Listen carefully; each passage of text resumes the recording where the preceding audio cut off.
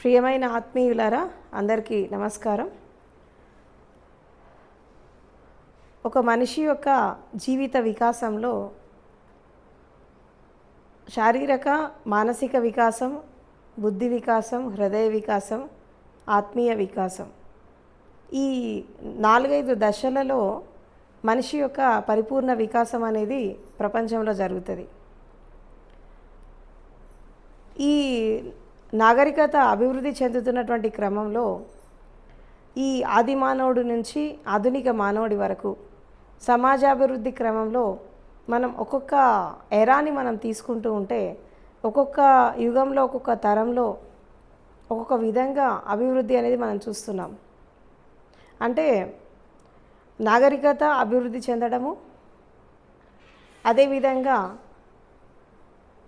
ఈ శాస్త్ర సాంకేతిక రంగం అభివృద్ధి చెందడము, సమాజం అభివృద్ధి చెందడము, అందులో భాగంగా విద్య, వైద్యం, విజ్ఞానం, జ్ఞానం మరియు ఆధ్యాత్మికత, వీటి యొక్క వికాసాలతో మనిషి యొక్క జీవితం అనేది ఒక సంపూర్ణత్వానికి వెళ్ళేటటువంటి దిశగా మనం ప్రయాణం చేస్తున్నాం.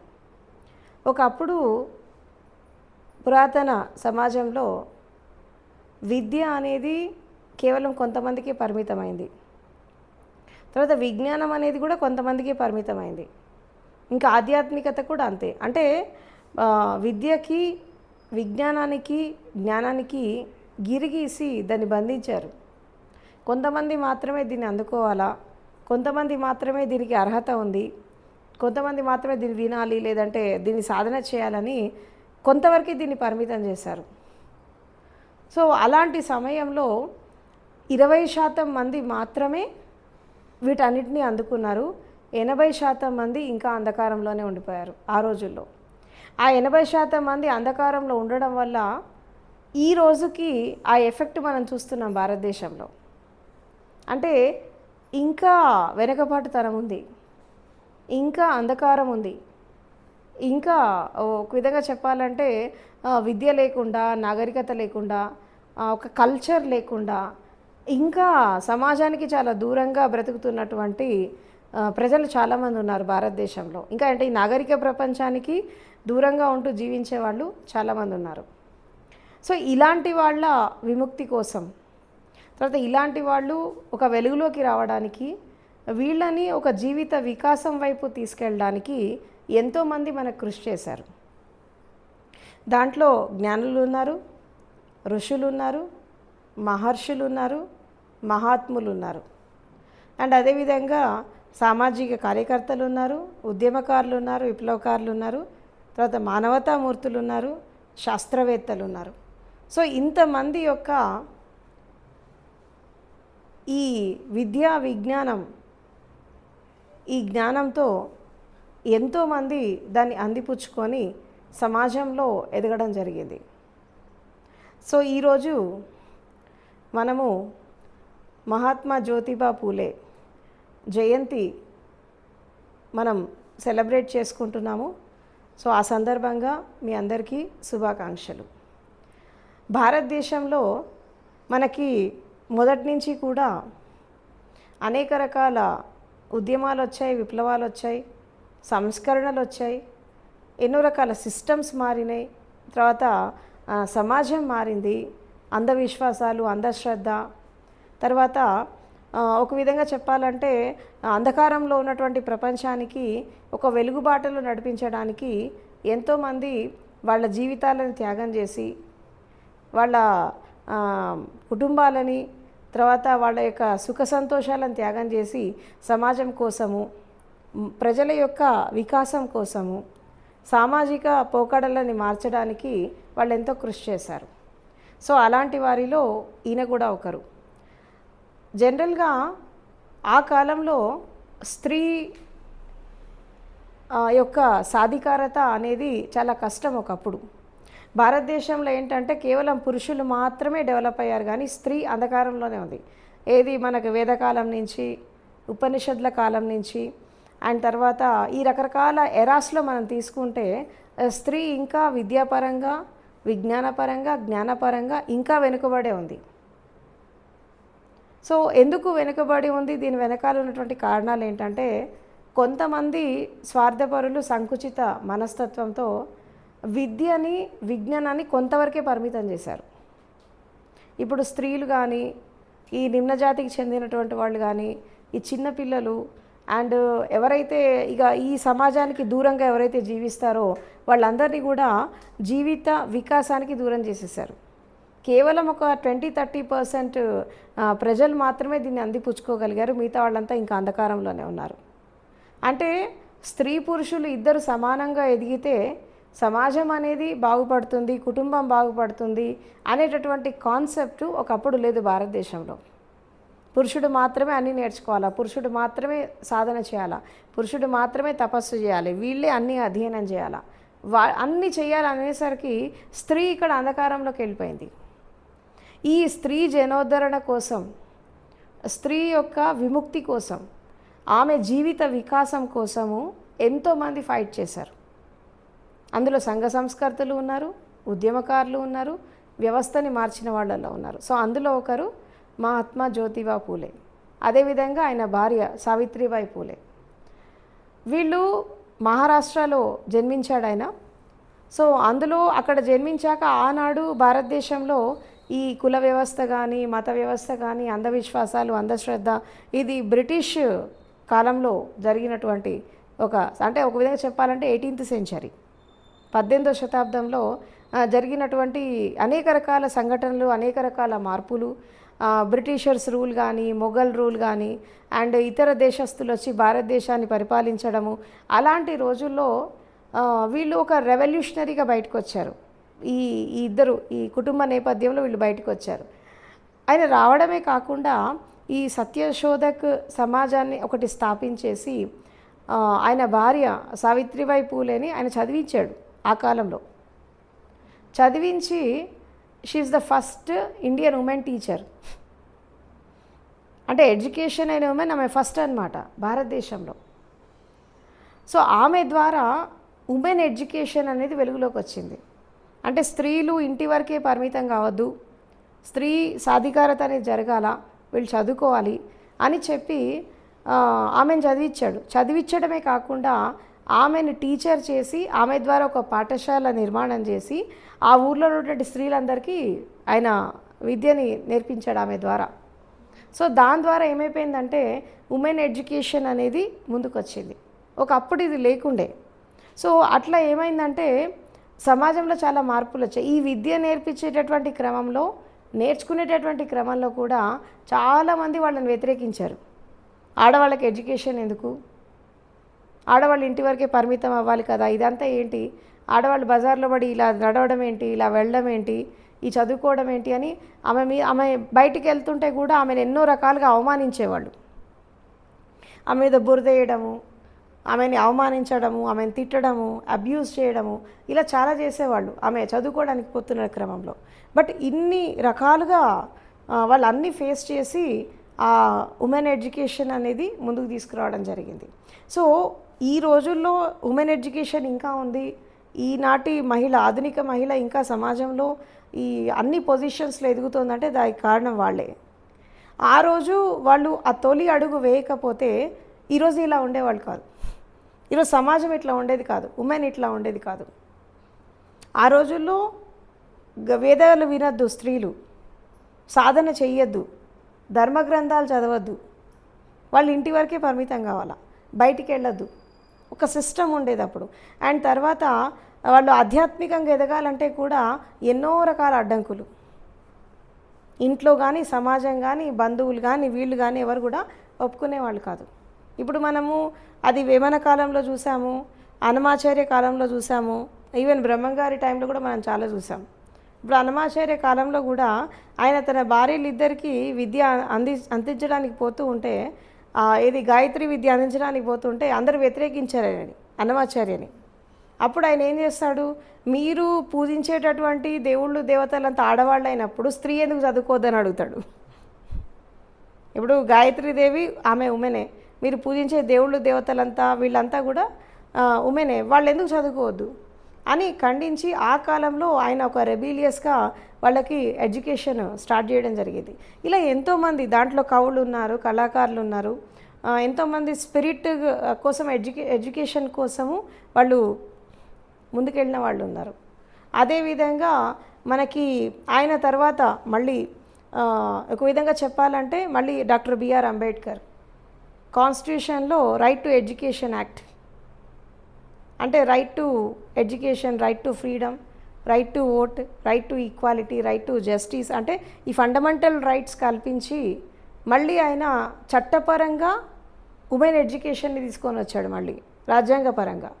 అంటే ప్రతి ఒక్కళ్ళు కూడా ఈ స్త్రీ సాధికారత కోసం, స్త్రీ విముక్తి కోసము, తర్వాత ఈ చిన్నపిల్లల మీద జరిగేటటువంటి అబ్యూస్ కానీ, అట్రాసిటీస్ కానీ, ఉమెన్ మీద జరిగేటటువంటి అట్రాసిటీస్ కానీ వీటన్నిటిని వ్యతిరేకించి వాళ్ళు ఉమెన్ ఎడ్యుకేషన్ని తీసుకొని వచ్చారు.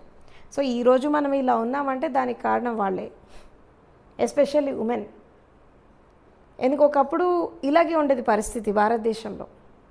సో రాను రాను ఏం జరిగింది, ఎడ్యుకేషన్ సిస్టమ్ ఎలా చేంజ్ అయింది అంటే, ఒకప్పుడు భారతదేశ విద్యా వ్యవస్థ ఇది కాదు. అప్పుడు ఏం చేసేవాళ్ళు, విద్యతో పాటు విజ్ఞానము, విజ్ఞానంతో పాటు శాస్త్రీయత, శాస్త్రీయతతో పాటు ఆధ్యాత్మికం, ఇవి కలుపుకొని పోయేవాళ్ళు. ఇప్పుడు అది గురుకుల ఎడ్యుకేషన్ తీసుకున్నా, లేదంటే విశ్వభారతి యూనివర్సిటీ తీసుకున్నా, ఈవెన్ గౌతమ బుద్ధుడి కాలంలో, తర్వాత అశోకుడి కాలంలో కొన్ని రకాల యూనివర్సిటీస్, అంటే తక్షశిల యూనివర్సిటీ, నలంద యూనివర్సిటీ, తర్వాత విక్రమశిల యూనివర్సిటీ, తర్వాత విశ్వభారతి యూనివర్సిటీ, రవీంద్రనాథ్ ఠాగూర్ కట్టిన విశ్వభారతి యూనివర్సిటీ, ఇవన్నీ కూడా ఏంటంటే నేచర్కి దగ్గరగా, తర్వాత వాటర్కి దగ్గరగా, నెక్స్ట్ ఒక సహజమైనటువంటి ఎన్విరాన్మెంట్లో ఎడ్యుకేషన్ అందించడం వల్ల వాళ్ళ లోపల కేవలం మేధస్సు వికాసమే కాకుండా విద్యా వికాసంతో పాటు హృదయ వికాసం కూడా జరిగింది. నాట్ ఓన్లీ బ్రెయిన్ డెవలప్మెంట్, ఇక్కడ హార్ట్ డెవలప్మెంట్ కూడా జరిగింది. సో జనరల్గా కంప్లీట్ ఎడ్యుకేషన్ అంటే ఏంటి, సంపూర్ణ విద్య అంటే ఏంటి అంటే, కేవలము డిగ్రీల కోసం చదవడము, లేదా జాబ్స్ కోసం చదవడము, కెరీర్ డెవలప్మెంట్ కోసం చదవడం అనేది ఎడ్యుకేషన్ కాదు. అసలు విద్య ఎందుకు అవసరం మనిషికి? విజ్ఞానం కోసం, నాలెడ్జ్ కోసం, అవునా. ఆధ్యాత్మికం ఎందుకు అవసరం? జ్ఞానం కోసం, ప్రపంచం మీద అవగాహన కోసం, తర్వాత జీవితాన్ని అర్థం చేసుకోవడం కోసం, జీవితంలో వచ్చే కష్ట సుఖాలని, నష్టాలని అర్థం చేసుకొని ముందుకు పోవడం కోసం, అండ్ అదేవిధంగా జీవిత వికాసం కోసం. తర్వాత salvation, enlightenment, that is secondary. But first of all first priority ఏంటి స్పిరిచువాలిటీ కంటే? ఆర్ట్ ఆఫ్ లివింగ్, జీవించే కళను నేర్చుకోవడం కోసం. అది ధ్యానమైన, యోగమైన, భక్తి అయినా ఏదైనప్పటికీ కూడా ఇవన్నీ దేనికోసం అంటే, ఈ ఒక విధంగా చెప్పాలంటే శారీరక వికాసం, మానసిక వికాసం, హృదయ వికాసం కోసం. ఎక్కడైతే కంప్లీట్గా బ్రెయిన్ డెవలప్మెంట్, మైండ్ డెవలప్మెంట్ ఎక్కడైతే జరుగుతుందో అక్కడ సైన్స్ అండ్ టెక్నాలజీ డెవలప్ అవుతుంది.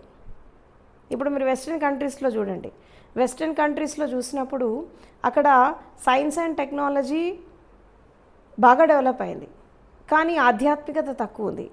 ఎందుకంటే అక్కడ హృదయ వికాసం లేదు, మళ్ళీ లైఫ్ ఎంపవర్మెంట్ లేదు సరిగా, అంత హాఫ్. అంటే brain development, mind development full ఫ్లెడ్జ్గా ఉన్నప్పుడు సైన్స్ అండ్ టెక్నాలజీ ఎంత బాగా డెవలప్ అవుతుందో, ఈ హృదయ వికాసము, ఈ యొక్క కాన్షియస్నెస్ డెవలప్మెంట్ అంటే శక్తి వికాసం ఎక్కడైతే జరుగుతుందో అక్కడ స్పిరిచువాలిటీ అంత బాగా డెవలప్ అవుతుంది. So then what is the life empowerment? సంపూర్ణ జీవిత వికాసం ఎక్కడ జరుగుతుందంటే సైన్స్, స్పిరిచువాలిటీ, ఎడ్యుకేషన్, మూడు ఉండాలి. విద్య ఉండాలి, విజ్ఞానం ఉండాలి, అదేవిధంగా సైన్స్ ఉండాలి, తర్వాత ఆధ్యాత్మికత ఉండాలి. అంటే విద్యా విజ్ఞానంతో, ఆధ్యాత్మికతతో జీవిత వికాసం చేసుకుంటే ఏం జరుగుతుంది అంటే, ఒక వ్యక్తి జీవితంలో సంపూర్ణమైనటువంటి అభివృద్ధి జరుగుతుంది. మనిషి అంటే కేవలం శరీరం కాదు, మనిషి అంటే కేవలం మనసు కాదు, కేవలం హృదయం కాదు, మనిషి అంటే కేవలం కనిపించే బొమ్మ కాదు. There are so many things ఇన్నర్గా మనం చూసినప్పుడు మనకు చాలా కనబడతాయి లోపల. సో ఎప్పుడైతే ఒక వ్యక్తి జీవిత వికాసాన్ని చేస్తూ ముందుకెళ్ళినప్పుడు ఈ బ్రెయిన్ డెవలప్మెంట్తో పాటు ఈ కాన్షియస్నెస్ డెవలప్మెంట్, ఈ హార్ట్ డెవలప్మెంట్ కూడా జరగాలి. అసలు నిజమైనటువంటి ఎడ్యుకేషన్ అంటే ఏంటి? What is the real education అంటే బ్రెయిన్ డెవలప్మెంట్, హార్ట్ డెవలప్మెంట్, తర్వాత మైండ్ డెవలప్మెంట్. ఈ 3 సమపాళ్లలో ఎక్కడైతే జరుగుతాయో that is the real education. ఇందులో ఏ ఒక్కటి మిస్ అయినా అది కంప్లీట్ ఎడ్యుకేషన్ కాదు. ఇప్పుడు సైన్స్ అండ్ టెక్నాలజీ మొత్తం డెవలప్ అయిపోయిందనుకో డిస్ట్రక్షన్కి దారితీస్తుంది. కేవలం ఆధ్యాత్మికతే డెవలప్ అయిందనుకో ప్రపంచం అభివృద్ధి చెందదు. కేవలం ఎడ్యుకేషనే అభివృద్ధి చెందిందనుకో సమాజం ముందుకు పోదు. ఈ 3 కలుపుకొని వెళ్తేనే కంప్లీట్ డెవలప్మెంట్. అది సొసైటల్ డెవలప్మెంట్ అయినా, లేదంటే అది మనకి వ్యక్తి వికాసమైనా, కుటుంబ వికాసమైనా, ఎలాంటి వికాసాలైనా కానీ ఇవన్నీ కూడా ఈ 3 ద్వారా జరుగుతాయి. ఏంటి? విద్య, విజ్ఞానము, శాస్త్రీయత, ఆధ్యాత్మికత. సో ఒకప్పుడు భారతదేశంలో ఎడ్యుకేషన్ సిస్టమ్ ఇలాగే ఉండేది. ఇప్పుడు తెలివితేటలు పెంచుకోవడానికి, బుద్ధి వికాసం చేసుకోవడానికి, ఇంటెలిజెన్సీని పెంచుకోవడానికి science and technology, okay. And తర్వాత నాలెడ్జ్ని పెంచుకోవడానికి, సమాజాన్ని అవగాహన చేసుకోవడానికి, అండ్ తర్వాత ప్రతి క్షణక్షణం జీవితాన్ని మార్చుకోవడానికి దానికి ఏం కావాలా? నాలెడ్జబుల్ డెవలప్మెంట్ కావాలి. అండ్ అదేవిధంగా స్పిరిచువాలిటీ ఏం చేస్తుంది? జీవిత వికాసాన్ని చేసుకోవడానికి, జీవితంలో వచ్చే మంచి చెడు అవగాహనలు అర్థం చేసుకోవడానికి, లైఫ్లో వచ్చే ప్రాబ్లమ్స్ సాల్వ్ చేసుకోవడానికి, అండ్ ప్రతి క్షణక్షణం కాన్షియస్ లివింగ్ కోసం స్పిరిచువాలిటీ హెల్ప్ చేస్తుంది. సో ఎక్కడైతే ఈ 3 యొక్క సంగమం ఎక్కడైతే జరుగుతుందో అక్కడే టోటల్ లైఫ్ ఎంపవర్మెంట్ జరుగుతుంది. సో అట్లా ఈ పురాతన విశ్వవిద్యాలయాలు అన్నిటికీ కూడా ఇప్పుడు ఆచార్య నాగార్జునుడు కావచ్చు, సద్గురు ఓషో కావచ్చు, ఇప్పుడు కమ్యూన్ లివింగ్ అంటాడు ఓషో. దీనే commune living is nothing but we have to grow together. అంటే caste, creed, greed, religious discriminations లేకుండా అందరూ ఒక చోట కలిసి జీవించి సమానంగా ఎదగడం, that is commune. Community living అంటే అదే. అంటే కుల మతాలకి అతీతంగా, నీది నాది అనే భావనకు అతీతంగా అందరూ ఒక ఫ్యామిలీ లాగా ఉండి దాన్ని ముందుకు తీసుకెళ్లడమే కమ్యూన్ లివింగ్. సో ప్రతి ఒక్క వ్యక్తి, ఈవెన్ బుద్ధుడి కాలంలో కూడా మీరు మొనాస్ట్రీస్లో తీసుకున్నా, తర్వాత బుద్ధ విహారాల్లో తీసుకున్న, ఎక్కడ తీసుకున్నా ఈ కమ్యూన్ లివింగ్ అనేది మనం గమనించాం. ఎవరు ఎక్కడి నుంచి వస్తారో తెలీదు, ఎవరు ఏ ప్రాంతం నుంచి వస్తారో తెలీదు, ఎవరు ఏ కులమో ఏ మతమో ఏమో అర్థం కాదు మనకి. అంటే they are living like human beings. So education system అనేది ఎప్పుడైనా కానీ ఒక ఇన్నోవేటివ్గా, సైంటిఫిక్గా, రీసెర్చ్ పరంగా వెళ్ళాలి. స్కిల్స్ ఉండాలా, టాలెంట్స్ ఉండాలి, క్రియేటివిటీ ఉండాలా. ఇవన్నీ ఎప్పుడు వస్తాయి? హృదయ వికాసం జరిగితే వస్తాయి. మైండ్ డెవలప్మెంట్ జరిగితేనేమో నాలెడ్జ్ డెవలప్ అవుతుంది. ఈ బ్రెయిన్ డెవలప్మెంట్ జరిగినప్పుడు నీకు క్రియేటివిటీ, ఆర్ట్స్, తర్వాత స్కిల్స్, టాలెంట్స్, పర్సెప్షన్స్, ఇంపల్సెస్ ఇవన్నీ వస్తాయి. ఎప్పుడైతే హృదయ వికాసం జరుగుతుందో మనిషిలాగా జీవిస్తాడు. అంటే లవ్, కంపాషన్, హ్యుమానిటీ ఇవన్నీ ఆ క్యారెక్టరిస్టిక్స్ వస్తాయి. సో ఈ 3 ఎక్కడైతే వస్తాయో అక్కడ మనకి సంపూర్ణమైనటువంటి జీవిత వికాసం జరుగుతుంది. ఇలాంటి ఎడ్యుకేషన్ సిస్టమ్ కోసం చాలామంది ఫైట్ చేశారు భారతదేశంలో. చాలామంది దానికోసం ఎఫర్ట్స్ పెట్టారు. అఫ్కోర్స్ కొంత ఫ్రూట్ఫుల్గా అనిపించింది, బట్ చాలా వరకు ఇంకా జరగాలి. ఎందుకంటే ఇవాళ రేపు భారతదేశంలో విద్య, వైద్యం వ్యాపారం అయిపోయింది. అవునా? ఒక ఎల్కేజీ పిల్లని చేర్చాలంటే లక్షలు కావాలి. ఎందుకంటే గవర్నమెంట్ ఇలాంటి ఎడ్యుకేషన్ అందించట్లా. So everybody they are going to the private organizations. అప్పులు చేసైనా సరే కాన్వెంట్లో చేర్పిస్తున్నారు. సో ఒక క్వాలిటీ ఎడ్యుకేషన్ అనేది లేదు. దానివల్ల ఏమైపోతుందంటే ఈ విద్యా వికాసం అనేది సరిగా జరగట్లేదు. అండ్ ఇంకోటి, చదువుకునే వాళ్ళు కూడా వీళ్ళు కేవలము డిగ్రీస్ కోసము, సర్టిఫికేట్ కోసం చదువుతున్నారు కానీ నాలెడ్జ్ గెయినింగ్ కోసం చదవట్లా. ఇది టీచర్స్కి బాగా తెలుసు ఈ విషయం, పిల్లలు ఎలా ఉంటారు స్కూల్లో అని చెప్పి. నాలెడ్జ్ గెయినింగ్ కోసం చదవట్లా, కేవలం డిగ్రీస్ కోసం, ఎగ్జామ్ కోసం బటిఫై పడతారు, అది రిలీజ్ చేస్తారు, దే ఎండ్స్ ద మ్యాటర్. మళ్ళీ ఒక 10 రోజుల తర్వాత వెళ్ళి ఏ సబ్జెక్ట్లో ఏం చదివామంటే వాడికి అర్థం కాదు. ఎందుకంటే అంతా మెమరైజ్ చేయడమే కదా, మెమరైజ్ చేయడం, మెమరీలు దాచుకోవడం, మెమరీస్ రిలీజ్ చేయడం, డిలీట్ చేయడం. కానీ ఒకప్పుడు ఇలా కాదు. ఒకసారి ఒక సబ్జెక్ట్ నేర్చుకున్నారు అంటే అది జీవితాంతం గుర్తుండిపోతుంది. ఏ అర్ధరాత్రి లేపి ఎక్కడేముందని అడిగితే కూడా చెప్పేస్తారు. అంటే they have learn for knowledge gaining. Education అనేది నాలెడ్జ్ గెయినింగ్ లాగా ఉండాలి, కానీ బట్టిఫై పట్టడానికి డిగ్రీల కోసం దీనికోసం కాదు. అందుకే ఇవాళ రేపు యూత్ని మనం తీసుకున్నా, చిన్నపిల్లలను తీసుకున్నా, ఇవాళ రేపు ఎడ్యుకేషన్ సిస్టమ్ ఎట్లా ఉందంటే వాళ్ళకు ఒక లీవ్ లెటర్ రాయడం రాదు, ఒక ప్రొఫార్మా నింపడం రాదు, అవునా, ఒకటి సరిగా చదవడం రాదు, ఒకటి అర్థం చేసుకోవడం రాదు. ఎందుకు రావట్లేదు? మళ్ళీ ఒక్కొక్కళ్ళు పిహెచ్డీలు, ఎంఏలు, ఎంఫిల్ చేస్తారు. అంటే వాళ్ళ చదువు దేనికోసం? నువ్వు జీవితంలో ఆచరణలో పెట్టలేనటువంటి చదువు ఎందుకు? పనిలేక చదువుకొని ఏం లాభం? నీకంటే చదువులేని వాళ్ళు బెటర్ కదా. అంటే ఎడ్యుకేషన్ అనేది మనకి జీవిత వికాసం తీసుకొని రావాలి. ఎడ్యుకేషన్ అనేది నీ ప్రాబ్లమ్ సాల్వింగ్ మెథడ్స్లో ఒక భాగం కావాలి. నాలెడ్జ్ గెయినింగ్ అనేది నీకు జీవితంలో అణువణువున ఉపయోగపడాలి. ఒక రీసెర్చ్ జరగాలి, ఒక అనాలిసిస్ జరగాలి. తర్వాత మనం ఇంకోటి ఏంటంటే టోటల్గా ఒక ఇన్నోవేటివ్ వేలో వెళ్ళగలగాలి, ఒక క్రియేటివిటీ లెవెల్లో వెళ్ళగలగాలి. కానీ ఇవాళ రేపు అలాంటి ఎడ్యుకేషన్ సిస్టమ్ లేదు. ఎందుకంటే ఈ బ్రిటిష్ కాలం వచ్చేసరికి ఏమైపోయిందంటే ఎడ్యుకేషన్ సిస్టమ్ చేంజ్ అయిపోయింది మొత్తం. ఇప్పుడు మనం ఫాలో అయ్యేదంటే Macaulay education system. Till today, even till today we're following that. వాళ్ళు వెళ్ళిపోయారు, but even we're following that education system ఇప్పటికీ.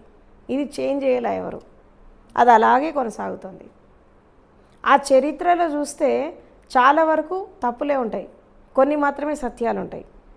ఈ అసత్యాలని సత్యాల్లాగా పిల్లలు చదువుకొని అలాగే జీవిస్తున్నారు. హిస్టరీ చూసినా, సోషల్ సైన్సెస్ చూసినా, కొన్ని సిస్టమ్స్ చూసినా ఇవన్నీ ఎలా ఉన్నాయంటే దాంట్లో సత్యం కంటే అసత్యాలు ఎక్కువ ఉన్నాయి. అంటే ఈ అసత్యాలని సత్యం అనుకొని పిల్లలు దాన్ని చదువుకోవడం వల్ల వీళ్ళ జీవితం కూడా రాంగ్ ట్రాక్లోకి వెళ్ళిపోయింది. ఇంతవరకు సిలబస్ చేంజ్ చేయలేదు, ఇంతవరకు అందరూ ట్రాన్స్ఫర్మేషన్ రాలేదు. మన చిన్నప్పటి నుంచి చూస్తే అవే జరుగుతుంది, అవే సబ్జెక్ట్స్, అదే ఇది, పెద్ద తేడా ఏం లేదు. ఏదో ఎంత కొంత మార్పు తీసుకొచ్చినా పెద్ద తేడా ఏం లేదు. ఎందుకు లేదంటే ఈ ఆధునిక సమాజంలో ఎవరు కూడా అసలు ఎడ్యుకేషన్ మీద దృష్టి పెట్టి నాలెడ్జ్ నేను సంపాదించుకోవాలా, ఈ విజ్ఞానం నేను సంపాదించాలి, ఈ జ్ఞానం నేను పొందాలి అనేటటువంటి జిజ్ఞాస పిల్లలకు లేదు. దాన్ని ఎంకరేజ్ చేసే టీచర్స్ కూడా లేరు. ఉన్నా ఎక్కడొక్కడ నూటికి కొట్టుకో తక్కువ ఉంటారు, వాళ్ళ మాట ఎవరు సరిగినరు. అందరూ ఒక ముసల పోసినట్టు పోతుంటే టీచర్స్ అంతా ఎవరో కొంతమంది ఇట్లా కాదు అట్లా అని చెప్తే ఎవరు నమ్ముతారు? ఈవెన్ టీచర్ ట్రైనింగ్ మెథడ్స్లో కానీ, టీచింగ్ యాప్టిట్యూడ్స్లో కానీ, ఈవెన్ బీఈడీ ట్రైనింగ్స్ కానీ, ఎంఈడీ ట్రైనింగ్స్లో కూడా ఈ సబ్జెక్ట్ పెట్టట్లేదు. ఇది పెట్టట్లేదు. ఎంతసేపు ఏం సిలబస్ ఉన్నాయి, ఏం క్వశ్చన్స్ ఉండాలి, నువ్వు ఎలా చెప్పాలి, టీచింగ్ మెథడ్స్ ఏంటి, ప్రాబ్లమ్ సాల్వింగ్ మెథడ్స్ ఎట్లా ఉంటాయి, ఇది చెప్తారే కానీ అసలు టీచర్స్ కూడా ఈ అవగాహన లేదు. ఎడ్యుకేషన్ ఇలా ఉండాలనే అవగాహన లేదు టీచర్స్ కూడా. ఎందుకంటే వాళ్ళకి చెప్పిందేదో వీళ్ళకి చెప్తున్నారు అంతే. అంటే ఒక hereditary wise half knowledge, half wisdom, half education carry forward చేస్తున్నారు, కానీ కంప్లీట్ ఎడ్యుకేషన్ చేయట్లేదు. దానివల్ల ఏమైపోయిందంటే సగం సగమే నేర్చుకుంటున్నారు పిల్లలంతా. టీచర్లు చెప్పేది ఇంత, పిల్లల దాకా వచ్చేసరికి ఇంత అయిపోతుంది, వాళ్ళ బ్రెయిన్లో పోయినాక ఇంత అవుతుంది, ఎగ్జామ్స్ అయిపోయాక మొత్తం డిలీట్ అయిపోతుంది, ఏముండదు, అంతా వ్యానిష్ అయిపోతుంది. నువ్వు సంవత్సరం తర్వాత నువ్వు లాస్ట్ ఇయర్ ఏం చదివారో ఈ సబ్జెక్ట్ చెప్పరా అంటే వాడికి ఏం రాదు, బుర్ర ఖాళీ అయిపోతుంది. ఎందుకంటే he has learned for this subject for exams, not for knowledge gaining. ఈ బై హార్టింగ్ ఎక్కువైపోయింది. దీనివల్ల పిల్లల యొక్క మైండ్ పెరగట్లేదు, మేధస్సు పెరగట్లేదు, తెలివితేటలు పెరగట్లేదు, వాళ్ళ లోపల క్రియేటివ్ స్కిల్స్ పెరగట్లేదు, రీసెర్చ్ పెరగట్లేదు, సైన్స్ అండ్ టెక్నాలజీ సరిగా పెరగట్లేదు. ఎవరో ఒకళ్ళు కాంట్రిబ్యూట్ చేస్తే మనం దాన్ని వాడుకొని బతికేస్తున్నారు చాలామంది. కానీ నువ్వేం కాంట్రిబ్యూట్ చేస్తావు సొసైటీకి? నీ వైపు నుంచి నువ్వేం చేస్తావు? ఇప్పుడు ప్రతి వాళ్ళు ఒక పర్పస్తో జీవితాన్ని ముందుకు తీసుకెళ్తున్నారు కదా. ఒక్కళ్ళు ఎందుకు పర్పస్తో జీవించాలి? ప్రతి వాళ్ళ జీవితానికి ఒక పర్పస్ ఉంటుంది కదా. ఆ పర్పస్ గుర్తించి జీవించే వాళ్ళు ఎంతమంది ప్రపంచంలో? చాలా తక్కువ మంది ఉంటారు, ఒక 10% ఉంటారు. మిగతా 90% వీళ్ళ మీద పారాసైట్స్ లాగా బతుకుతారు, పరాన్న జీవులు లెక్క బతుకుతారు. ఆధారపడి. వీళ్ళు ఏం చేయరు అసలు. ఇట్లా 90 మంది డిపెండెన్సీతో జీవించడం వస్తే దేశం ఎట్లా బాగుపడుతుంది, సమాజం ఎట్లా బాగుపడుతుంది, మార్పు ఎట్లా వస్తుంది? రావట్లేదు. 10% మంది కష్టపడితే 90% మంది కూర్చొని తింటే, దోచుకుంటే, దాచుకుంటే మిగతా వాళ్ళు ఎట్లా డెవలప్ అవుతారు? ఇది పురాతన కాలం నుంచి జరుగుతోంది భారతదేశంలో. అందుకే India is still under developed country. ఇక్కడ దేనికి తక్కువ లేదు, అన్నీ ఉన్నాయి. అయినప్పటికీ ఇంకా ఇది జరుగుతుందంటే బికాస్ ఆఫ్ దిస్. కాబట్టి భారతదేశంలో విద్యా విధానము, తర్వాత విద్యను నేర్పించే విధానము, తర్వాత విజ్ఞానం యొక్క దాన్ని ప్రజలకి విద్యార్థులకు అందించేటటువంటి విధానము, తర్వాత జ్ఞాన వికాసము, ఇది తప్పకుండా జరగాలి. ఇది జరిగితేనే ముందుకెళ్తుంది, లేకపోతే పోదు. ఆధ్యాత్మికం ఒక్కటి పనికిరాదు సమాజం మార్చడానికి, విద్య కూడా కావాలా. విద్య ఒక్కటే పనికిరాదు, విజ్ఞానం కూడా కావాలి. విజ్ఞానం ఒక్కటే పనికిరాదు, జ్ఞానం కూడా కావాలి. అన్నీ కలుపుకొని, అంటే అన్ని యాంగిల్స్ కలుపుకొని వెళ్తేనే ఒక మనిషి యొక్క సంపూర్ణ జీవిత వికాసం. ఇప్పుడు శరీరానికి ఆరోగ్యం కావాలా, మనసుకి ఏం కావాలా? తెలివి కావాలా, ఇంటెలెక్ట్ కావాలి, ఇంటెలిజెన్సీ కావాలా. అంటే భౌతిక ప్రపంచంలో చూద్దాం, మనసుకి ఏం కావాలా? బుద్ధి వికాసం జరగాలంటే ఇంటెలిజెన్సీ కావాలి. హృదయానికి ఏం కావాలా? మానవత్వం కావాలి, ప్రేమ, కరుణ, జాలి, ఈ క్వాలిటీస్ ఉండాలా. జీవితానికి ఏం కావాలా? ఒక డిసిప్లిన్ కావాలి, ఒక సిస్టమేటిక్ లైఫ్ కావాలి, కంఫర్ట్స్ కావాలి. ఇవన్నీ కావాలంటే సైన్స్ అండ్ టెక్నాలజీ ఉండాలి, సైంటిస్టులు ఉండాలి. తర్వాత సమాజంలో ఎక్కడైనా ఒక సిస్టమ్ బ్రేక్ అయింది, లేదా ఎక్కడ ఒక అన్యాయం జరిగింది, అధర్మం జరిగింది, ఆ సిస్టమ్ని సరి చేయడానికి రిఫార్మర్స్ కావాలి, సంస్కరణవాదులు కావాలా. లేదా ఎక్కడన్నా ఆరాటాలు చేయాలి, లేదంటే ఏదైనా ఒక సిస్టమ్ని మనం బ్రేక్ చేయాలా, సమాజాన్ని మార్చాలంటే రెవల్యూషనరీస్ కావాలి. అందరూ అవసరమే. అందరూ ఎవరి స్థానాల్లో వాళ్ళు పర్ఫెక్ట్గా ఉంటేనే అప్పుడు దేశం కరెక్ట్గా ఉంటుంది. రైట్ పొలిటీషియన్స్ ఉండాలా, రైట్ అడ్మినిస్ట్రేషన్ ఉండాలి, రైట్ మిలిటరీ ఉండాలా, తర్వాత రైట్ జ్యుడిషియరీ ఉండాలి. ప్రతి చోట ఒక సమ్యక్ రూపంలో అన్నీ ఉంటే తప్పించి దేశం అనేది అభివృద్ధి చెందదు. అంటే ఏం జరిగింది భారతదేశంలో అంటే, ఈ సమాజాభివృద్ధి క్రమంలో ఏమైపోయిందంటే మనుషులు సత్యాన్ని, ధర్మాన్ని వదిలేశారు. అధర్మము, అసత్యాలు ఎక్కువైపోయినాయి, అన్యాయాలు ఎక్కువైపోయినాయి, ఇంకేవో జరుగుతున్నాయి. ఎందుకు ఇది జరుగుతుందంటే ఇవాళ రేపు ఉండేటటువంటి ఎడ్యుకేషన్ సిస్టమ్ ఏదైతే ఉందో అది పిల్లలకి పనికి రావట్లేదు. అది ఏం నేర్పుతోంది ఎడ్యుకేషన్ సిస్టమ్ పిల్లలకి? ఏం నేర్పుతుంది? అవినీతి నేర్పుతోంది, మోసం చేయడం నేర్పుతోంది. అవునా? This is the fact. ఎవరు ఒప్పుకోపోయిన ఇది సత్యం. ఇది తర్వాత అబద్ధం ఆడడం నేర్పిస్తోంది, రకరకాల పర్వర్షన్స్కి పోవడం నేర్పిస్తోంది. ఈవెన్ ఇది నేర్పిస్తోందని సైన్స్ అండ్ టెక్నాలజీ డెవలప్ అయితే వీడు ఏదైతే నేర్చుకొని వచ్చాడో ఇక్కడ అదే ఇంప్లిమెంట్ చేస్తున్నాడు సమాజంలో చెడగొట్టడానికి. సైబర్ క్రైమ్స్ ఎందుకు జరుగుతున్నాయి? అవినీతి అక్రమాలు ఎందుకు జరుగుతున్నాయి? మోసాలు ఇవంతా చేసే చదువుకునేవాళ్ళే. చదువు రాని వాళ్ళు చేయట్లా, చదువుకున్న వాళ్ళే చేస్తున్నారు ఇది. ఇప్పుడు సైబర్ క్రైమ్ చేయాలన్నా వాడికి నాలెడ్జ్ ఉండాలా వద్దా? ఇంటెలిజెన్స్ ఉండాలి కదా. ఏ యాప్ ఎట్లా యూజ్ చేయాలా, ఓటీపీ ఎప్పుడు గ్రాప్ చేయాలా, ఇదంతా తెలియాలంటే హీ మస్ట్ బి ఎడ్యుకేటెడ్. టెర్రరిస్టులు వాడుతున్నారు, పొలిటీషియన్స్ వాడుతున్నారు, గవర్నమెంట్ వాడుతోంది, అడ్మినిస్ట్రేషన్ అందరూ వాడుతున్నారు. కానీ దేని కొరకు వాడుతున్నారు? సమాజ కళ్యాణం కోసం కాదు, స్వార్థం కోసం వాడుతున్నారు. దీన్ని ఇలా వాడడం వల్ల ఏం జరుగుతుందంటే మనకి రకరకాల డిస్టర్బెన్సెస్ వస్తున్నాయి. సో అందుకే రవీంద్రనాథ్ ఠాగూర్ ఒక విషయం చెప్తారు. ఏంటి అంటే మనిషి జీవితంలో తన యొక్క జీవిత వికాసంలో ఆరోగ్యాన్ని పోగొట్టుకుంటే కొంచెం కష్టపడ్డ తిరిగి సంపాదించుకోవచ్చు, ఆస్తి పోగొట్టుకుంటే అదే తిరిగి సంపాదించుకోవచ్చు, కానీ క్యారెక్టర్ పోతే అన్నీ పోతాయని అంటాడు.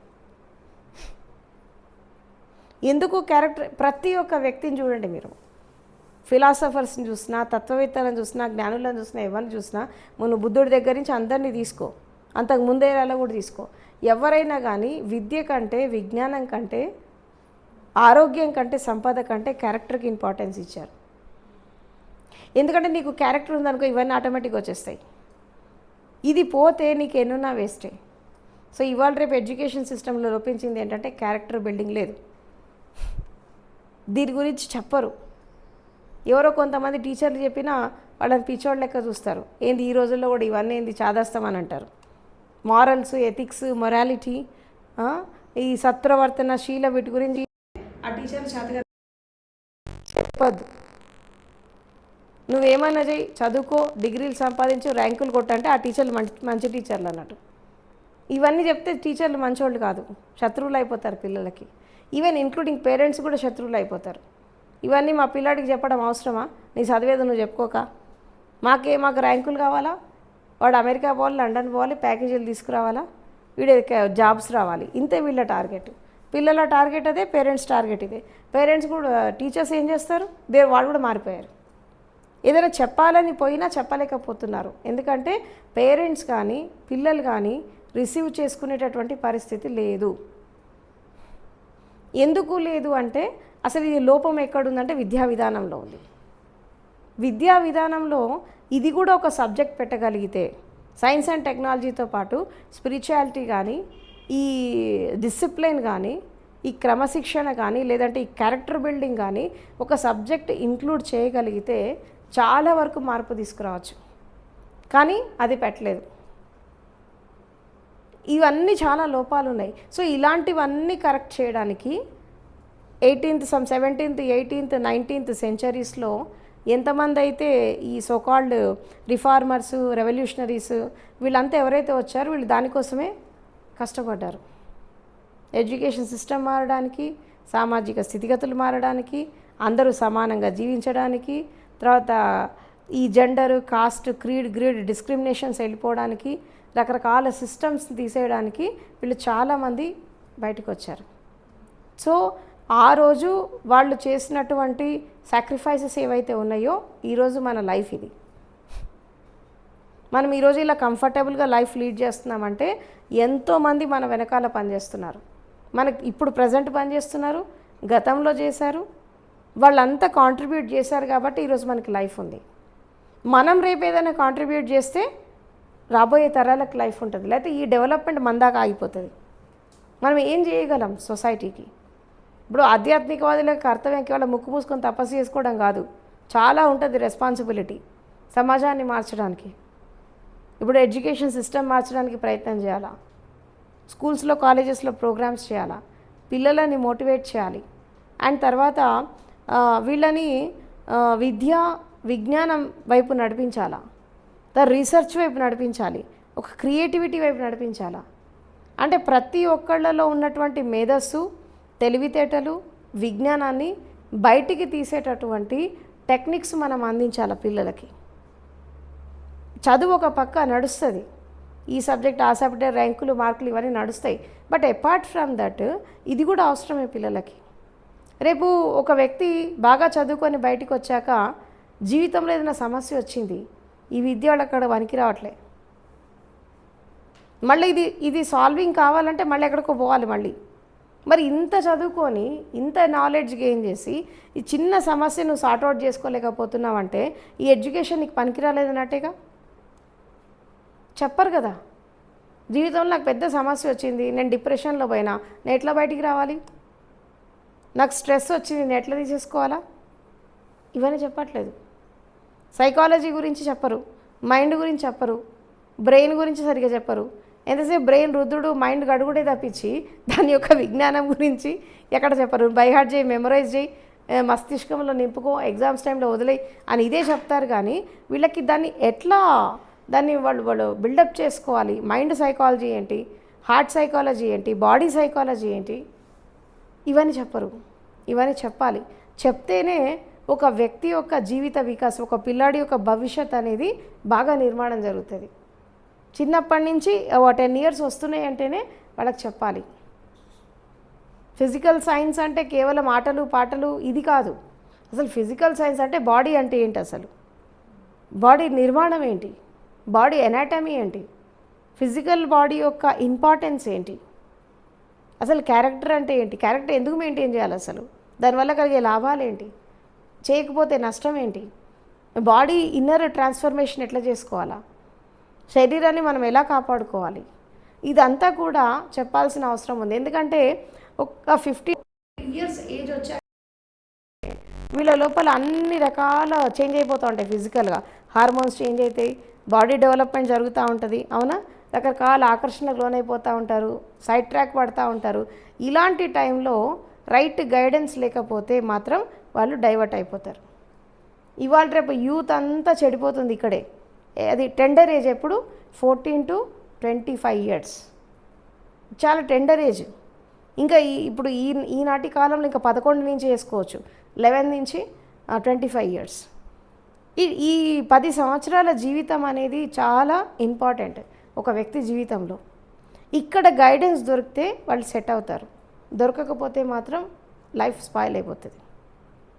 ఎందుకంటే ఇవాళ రేపు ఉండే ఈ టెక్నాలజీ ఇవి అవి అన్నీ పట్టుకొని పిల్లలంతా చూడరాని చూస్తున్నారు, వినరాని వింటున్నారు, చేయరానివి చేస్తున్నారు, ఏమేమో జరుగుతున్నాయి. ఆ యూత్ అలాగే ఉన్నారు, పిల్లలాగే ఉన్నారు, పెద్దవాళ్ళు అలాగే ఉన్నారు. ఇది అంతా ఎందుకు పర్వర్షన్ ఎందుకు జరుగుతుందంటే వీళ్ళకి నాలెడ్జ్ లేదు, చెప్పేవాళ్ళు లేరు, గైడెన్స్ ఇచ్చేవాళ్ళు కరెక్ట్గా లేరు. అందుకే కొంతమంది సైకాలజీలో లేదంటే మనకి ఈ ఎడ్యుకేషన్ సిస్టంలో కొన్ని రకాల సైన్సెస్ని ఇంక్లూడ్ చేశారు. అది మిడ్ బ్రెయిన్ యాక్టివేషన్ అయితే కావచ్చు, లేదంటే మనకి ఈ క్రియేటివిటీ లివింగ్ కావచ్చు, రీసెర్చ్ కావచ్చు, ఇన్నోవేషన్స్ కావచ్చు, వీటన్నిటిని కూడా ఇన్నోవేటివ్ సబ్జెక్ట్స్ని మనం ఇన్వాల్వ్ చేయాలి దాంట్లో. ఎప్పుడైతే మనం చేస్తామో అక్కడి నుంచి ఒక డెవలప్మెంట్ అనేది జరుగుతుంది. సో మనం చేసే వర్క్ అదే. Buddha innovative scientific research centre ద్వారా రేపు భవిష్యత్తులో మనకు ఎప్పుడైనా అవకాశం వచ్చినప్పుడు మనం చేయబోయే వర్క్ ఇదే. ఏది, అవుటర్ వరల్డ్ కోసం. ఎడ్యుకేషన్ సిస్టము మారాలి అంటే ఎవరో మార్చరు, చిన్న చిన్నగా ఎక్కడో చోట ఒక మార్పు తీసుకురావాలి. అది మనం చేస్తూ చేస్తూ పోతుంటే అది మెల్లమెల్లగా అది విస్తరిస్తూ పోతూ ఉంటుంది. అంటే ఒక వ్యక్తి నుంచి స్టార్ట్ అయినటువంటి ఒక మార్పు అది సమాజపరం అవుతుంది. సో కాబట్టి సిద్ధార్థ ఫౌండేషన్ ఆధ్వర్యంలో తర్వాత not only spiritual development, not only we'll go for enlightenment, other part ఏంటంటే ఎడ్యుకేషన్ సిస్టమ్. చెప్పాను కదా, విద్య, విజ్ఞానము, జ్ఞానము, మేధస్సు, హృదయ వికాసం, తర్వాత లాస్ట్లో ఆత్మీయ వికాసం, and what that we call enlightenment. So వీటన్నిటి యొక్క వికాసాలతో సంపూర్ణ జీవిత వికాసం జరిగిందనుకోండి, we can see wonders, we can create wonders. అన్నీ ఉన్నాయి మనుషులలో, దాన్ని వెలికి తీసేవాళ్ళు కావాలా. సముద్రంలో అన్నీ ఉంటాయి కానీ దాన్ని సార్ట్అవుట్ చేసేవాళ్ళు కావాలి. సో అలాంటి టీచర్స్ కావాలి, అలాంటి మేధావులు రావాలి, అలాంటి స్పిరిచువలిస్టులు రావాలి, అలాంటి ఆచార్యస్ బయటికి రావాలి. సో వచ్చినప్పుడు మనం దాన్ని క్రియేట్ చేయొచ్చు. సో కాబట్టి ఇవాళ ఈ మన మహాత్మా జ్యోతిబాయి పూలే జయంతి సందర్భంగా ఆయన చేసినటువంటి కాంట్రిబ్యూషన్ ఏదైతే ఉందో, ఆ రోజు ఆయన వేసినటువంటి అడుగు, ఈవెన్ ఆయన వైఫ్ వేసినటువంటి అడుగు ఏదైతే ఉందో, ఈనాడు ఉమెన్ ఎడ్యుకేషన్కి నాంది పలికింది. సో ఈరోజు మనము ఉమెన్ అంతా ఎడ్యుకేట్ అయ్యి ఇట్లా జ్ఞానాన్ని నేర్చుకుంటున్నాము, ఇట్లా హాయిగా కూర్చుంటున్నామంటే వాళ్ళ కాంట్రిబ్యూషన్ అది. ఇలా వెనకాల ఎంతోమంది ఉన్నారు, దుర్గాబాయి దేశ్ముఖ్ కానీ, సరోజినీ నాయుడు, ఇలా ఎంతోమంది ఉమెన్ ఉద్యమకారులు, విప్లవకారులు ఎంతోమంది ఉన్నారు. ఆ రోజు వాళ్ళు ధైర్యంగా వేసినటువంటి అడుగు ఏదైతే ఉందో ఈరోజు మన లైఫ్. సో కాబట్టి వాళ్ళ జయంతి సందర్భంగా ఒకసారి మనం వాళ్ళకి సెల్యూట్ చేద్దాం. Thank you so much.